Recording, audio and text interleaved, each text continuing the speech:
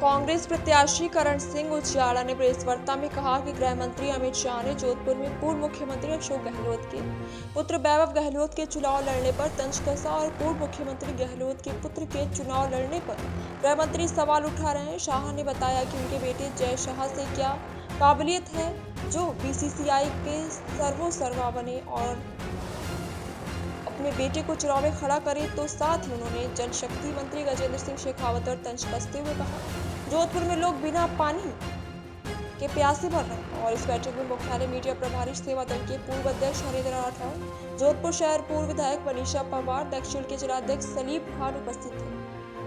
और मुझे ऐसा लग रहा था आज की शायद अमित शाह जो गजेंद्र सिंह की शेखावत साहब जवाब नहीं दे रहे थे, शायद वो आकर बताएंगे कि आपने राजस्थान में पिछले 10 साल में क्या काम किया है भारत सरकार ने, और स्पेशली हमारे जोधपुर लोकसभा के लिए क्या किया है। बड़ा दुर्भाग्यपूर्ण है कि हमारे गृह मंत्री जी एक शब्द नहीं बोले कि विकास में जोधपुर कहाँ स्टैंड करता है। जोधपुर में मैंने जैसा 2-3 बातें उनकी सुनी हैं।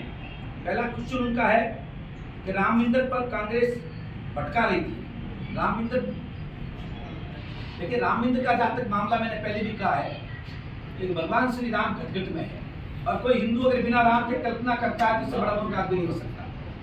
राम मंदिर में जब कभी भी कांग्रेस की सरकार रही है और कांग्रेस ने पहले कहा था कि हम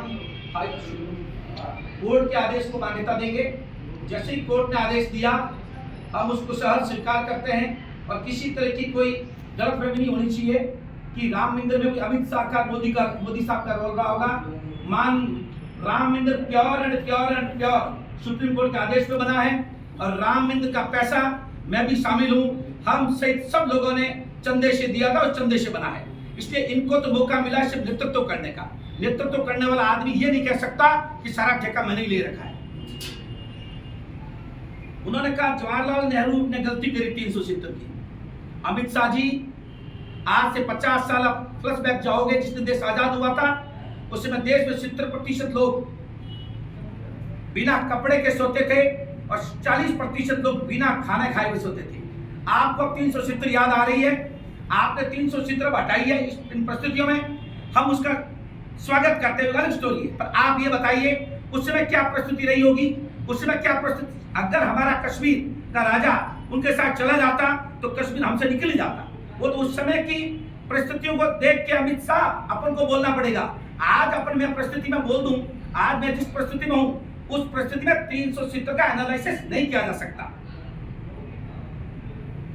उन्होंने कहा हमने अंग्रेजों के जमाने के कानून हटाए थे। आपने अंग्रेजों के जमाने के कानून कब हटाए? जब 140 सांसदों को इस नाम पर बाहर निकाल दिया और फिर आपने कानून बिना 140 सांसदों के अंदर रहते हुए कानून हटाए हैं। आप अंग्रेजों के जमाने के कानून, कौन सा कानून अंग्रेजों के जमाने का है?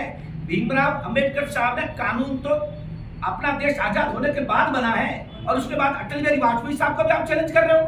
क्या अटल बिहारी वाजपेयी साहब से आप ज्यादा होशियार हो? आप वो भी 5 साल देश के प्रधानमंत्री रहे, आप उनको भी चैलेंज करते हो। तो उन्होंने अंग्रेजों का शासन का कानून क्यों नहीं हटाया? उस समय आप कहा थे, क्यों नहीं बोले उस समय? ये बिल्कुल कोई अगर चीज अच्छी करे मैं उसका स्वागत करता हूँ, पर इस बात पे कहना कि साहब अंग्रेजों के जमाने के कानून हमने हटाए हैं, तो साहब अंग्रेज तो चले गए थे, कानून तो हमारे देश के लोगों ने बनाया था, भीमराव अंबेडकर साहब की टीम ने बनाया था। इसलिए मैं इसको मैं नहीं मानता कम से कम। फिर कह रहे हैं गहलोत अपने बेटों को मुख्यमंत्री बनाना चाहते हैं, तो आप अपने बेटों को क्या क्रिकेट का कैप्टन बनाना चाहते हो? क्या वो धुरंधर आदमी है जिसको आपने वहां क्रिकेट के इतने बड़े ओहदे पे बैठा रखा है? क्या उसके आपके सुपुत्र की औकात जैसा की औकात हैसियत है क्या कि वो बन जाए?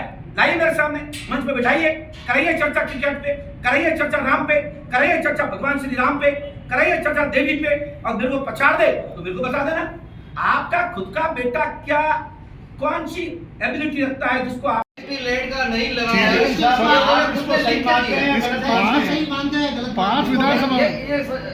इसको पढ़ के पूरा इसमें रिसर्च करके हम आपको बताएंगे।